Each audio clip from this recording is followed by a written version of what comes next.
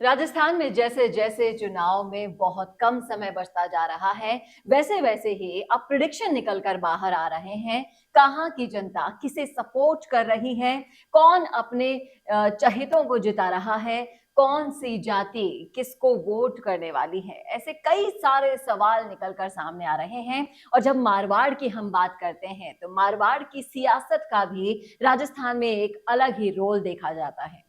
तो मारवाड़ में कैसे जाट और राजपूत वहां के समीकरणों को बना रहे हैं या बागी वहां के समीकरण बिगाड़ रहे हैं, करेंगे इसी मुद्दे पर चर्चा। और चर्चा करने के लिए हमारे साथ मौजूद हैं हमारे editor in chief Varun Bhansali ji. Sir, आपका बहुत बहुत स्वागत है स्टूडियो में। नमस्कार, मैं हूं चेतना शर्मा और आप देखना शुरू कर चुके हैं राजस्थान संवाद। सर, मैं आपसे जानना चाहूंगी कि जैसे जैसे चुनाव नजदीक आते जा रहे हैं, सब अपने अपने प्रिडिक्शन निकालकर बाहर ला रहे हैं और ग्राउंड लेवल पर जब हम जनता से बातचीत करने जाते हैं तो वहां पर जो सच्चाई है वो सामने आ रही है। अगर हम मारवाड़ की बात करते हैं तो मारवाड़ के अंदर जाट और राजपूतों का दबदबा ज्यादा माना जाता है। तो इस बार के समीकरण किस तरह से बनते हुए दिखाई दे रहे हैं?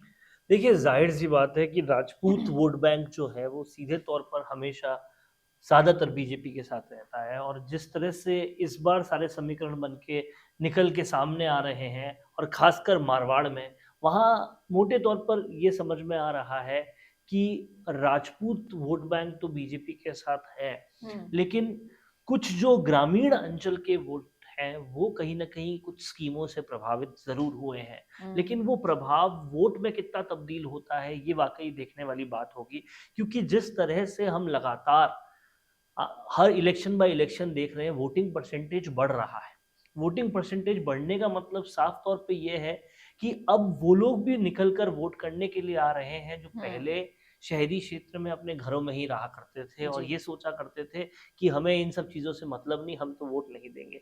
अब वो भी निकल कर आ रहे हैं। ऐसे में हमेशा जो माना जाता था कि ग्रामीण वोट ज़्यादा महत्वपूर्ण है, लेकिन अब शहरी वोट भी ज़्यादा महत्वपूर्ण होने लगा है क्योंकि उनकी भी परसेंटेज बढ़ रही है। हम्म। तो अब देखने वाली बात ये होगी कि इस बार राजपूत जो हैं वो ट्रेडिशनली जो बीजेपी के साथ रहते थे वैसे ही जाएँगे या फिर कहीं न कहीं उनकी बढ़ोतरी होगी। साथ ही में अगर बागियों की बात करें तो कहीं न कहीं हम्म। खेल राजपूत और जाट दोनों ही बिगाड़ रहे हैं। और उनके जो बागी हैं वो कहीं न कहीं खेल लगातार तरीके से बिगाड़ रहे हैं। जी, अब आप बिल्कुल, इसका एक एग्ज़ाम्पल हम रविंद्र सिंह भाटी का भी ले सकते हैं। उन्होंने भी कहीं न कहीं इसी लालसा में बीजेपी जॉइन की थी कि उन्हें टिकट मिल जाए, लेकिन ऐसा नहीं हुआ और उसी का विरोध वहाँ पर देखा जा रहा है।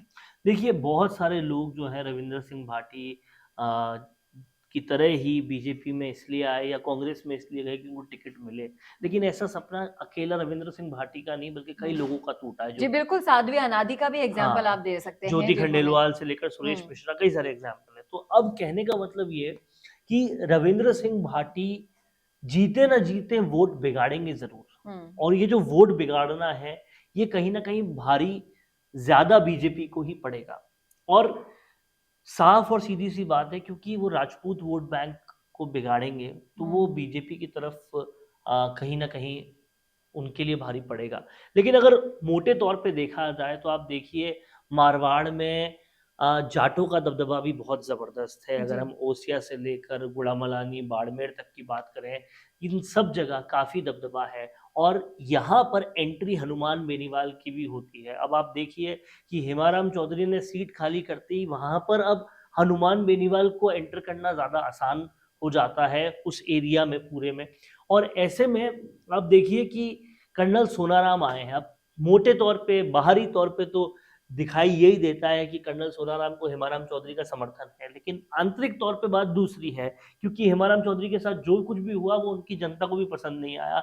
तो ऐसे में वहाँ पर कहीं न कहीं दूसरे लोगों को ज़्यादा तवज्जो मिलेगी, चाहे वो आरएलपी हो या बीजेपी हो। बीजेपी। ठीक वैसे ही आप अगर ओसिया की तरफ आ जाते हैं तो दिव्या मदेरणा को देखते हैं। दिव्या मदेरणा एक दबंग नेता के तौर पे काम किया है उन्होंने और उस जगह पर कहीं न कहीं कॉम्पिटिशन भी कम है क्योंकि दिव्या मदेरणा के लिए लोग ये कहते हैं कि ये भले ही कांग्रेस की हो, लेकिन जहाँ कांग्रेस गलत है, ये डंके की चोट पे बोलेगी ज़रूर। जी। और उनके साथ कहीं न कहीं सिम्पैथी वोट्स भी बहुत ज़्यादा हैं क्योंकि महिपाल मदेरणा के साथ जो कुछ भी हुआ, उसे उसका वो खुद भी आज तक दुःख मनाती है और उनकी जनता भी जो है, उनके लिए सहानुभूति रखती है, तो उनका सहानुभूति वाला वोट भी उनको मिलेगा।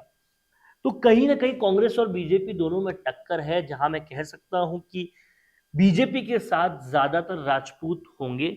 वहीं मैं ये भी साफ तौर पे कह सकता हूं कि जाट जो है हम्म, वो भी या तो आरएलपी या बीजेपी के साथ ही ज्यादा होंगे, क्योंकि अब जो चीज होती जा रही है, चाहे हेमाराम चौधरी के साथ हुआ, चाहे हरीश चौधरी के साथ हुआ, ये लोगों का पूरा हाल देखा है 5 साल जनता ने कि सीएम के साथ उनका बिल्कुल नहीं बनी, उनके साथ कितना बुरा हुआ।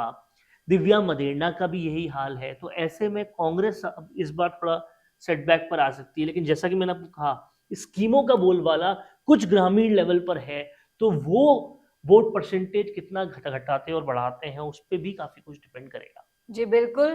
तो जाट और राजपूत तो किस तरह से समीकरण बनाने वाले हैं वो अभी वरुण सर ने बताया, लेकिन यहाँ पर मैं ये भी जानना चाहूंगी कि जाट और राजपूत के अलावा भी दूसरी जातियां भी हैं जो कहीं ना कहीं मारवाड़ में सक्रिय है, तो क्या उनका परसेंटेज मान्य नहीं होगा, गिनती में नहीं आएगा? देखिए, अगर हम वैश्यों की बात करें या ब्राह्मणों की बात करें, तो मोटे तौर पे वैश्य तो हमेशा बीजेपी के साथ ही रहते हैं, और ब्राह्मण का भी बटा बटा सा हाल है।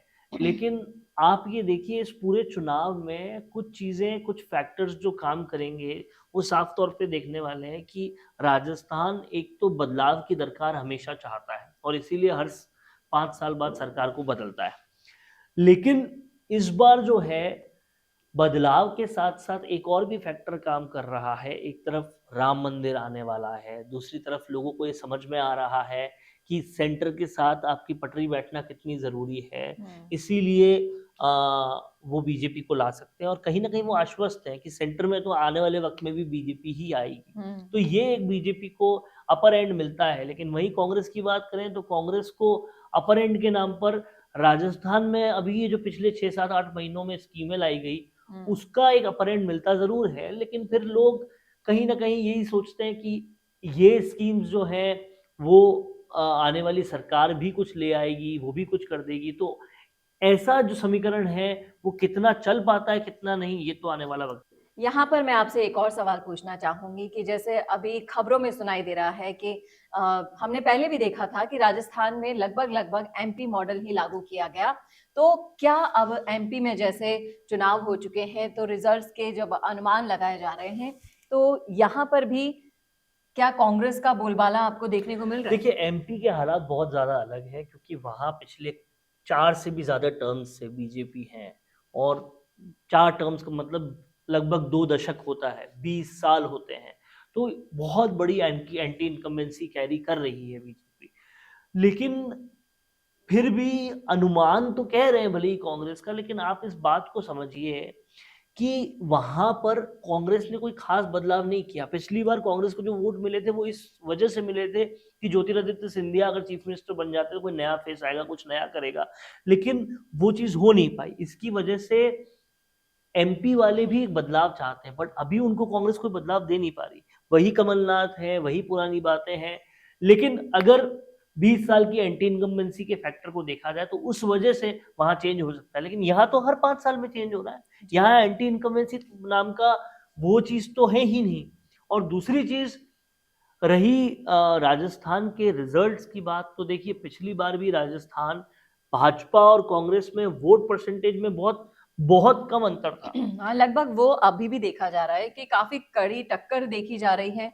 आप लेकिन चाहे अगर सट्टा बाकी बाजार सारी की। चीजों को स्टडी किया जाए तो जी। आप देखिए कि पिछले 5 7 बार के इलेक्शंस को अगर आप देखें, तो जब भी कोई भी पार्टी ने विधायक रिपीट किए हैं, वो 30% ही उनका जीत का आंकड़ा रहा है। जी। तो 30% से ज्यादा वो नहीं बना पाए आज तक।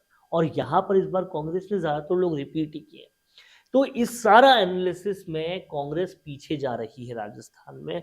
सट्टा बाजार की आप बात करेंगे तो फलौदी सट्टा बाजार तो 160 से ऊपर बीजेपी को दे रहा है। इसी के अलावा और सर्वेज भी बीजेपी का एज दिखा रहे हैं। कोई लोग जो आलोचक भी हैं बीजेपी के, वो भी ये कहते हैं कि 103 104 तक रहेगा। लेकिन 100 के ऊपर जाते ही तो आप सरकार बनाने की स्थिति में आ जाते हो। 200 विधानसभा सीटें हैं यहाँ पर। तो इस तरीके से बीजेपी यहाँ एज लेती हुई अभी तो दिखाई दे रही है, पर मैंने जैसा कहा कि ग्रामीण अंचल में कुछ जगह पर योजनाओं का बोलबाला है, तो उससे कितना फर्क पड़ता है कितना नहीं, ये देखने वाली बात है। जी बिल्कुल। और अब थोड़े से दिनों की बात है, ये जो समीकरण बनते बिगड़ते दिखाई दे रहे हैं, अनुमान लगाए जा रहे हैं, सब पर विराम लग जाएगा और राजस्थान की राजनीति का जो फैसला है वो बहुत जल्द आप सबके सामने आ जाएगा। आप जरूर बता सकते हैं कि आपका मानस क्या है, आप क्या सोचते हैं, कैसा लगा आपको हमारे विश्लेषण, ये भी जरूर बताइएगा और कमेंट करके रखिएगा अपनी राय जरूर, क्योंकि आपकी राय हमारे लिए बहुत मैटर करती है। और राजस्थान संवाद को ऐसे ही लगातार देखते रहिए, इसी तरह के विश्लेषण हम आपके लिए लाते रहेंगे। नमस्कार। कौन देखता है अब टीवी? टीवी पर आपको कितनों ने देखा, ये कैसे पता चलेगा? घर घर इंटरनेट पहुंचने के बाद अब सब कुछ है डिजिटल। आपका वीडियो कितनों ने देखा ये हर पल आपको पता चलेगा, इसलिए डिजिटल मीडिया में बनाइए अपनी पहचान। 4.5 करोड़ से ज्यादा व्यूज और 3,27,000 से ज्यादा सब्सक्राइबर वाले राजस्थान के चैनल राजस्थान संवाद पर करवाइए कवरेज। ज्यादा जानकारी के लिए व्हाट्सएप करें 7339900549 पर।